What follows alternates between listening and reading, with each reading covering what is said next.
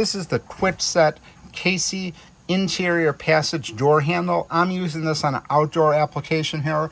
We're using the Nest Yale door lock on this front door here, so we needed a door handle at the bottom that did not have a lock on it. So this is the interior passage door handle. I did make sure it was rated for outdoor use as well, and it's a really nice application. This is the matte black color here.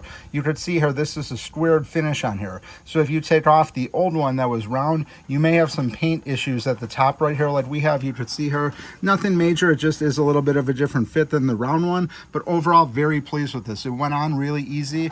It was packaged up nicely. All the tools and everything to put it together are included. The new plates on the inside were included, and right here it has a really nice feel to it. Some really nice heavy duty metal. Very happy with this. It just goes along with the lock at the top here, the same color, and it was a really easy application to put on here. And now we don't have the bottom lock on here anymore, so we're just relying on the top lock. This way no one could get you locked out of the property like that, and just open and close, no issues with it at all. Highly recommend this Kwikset Casey door handle.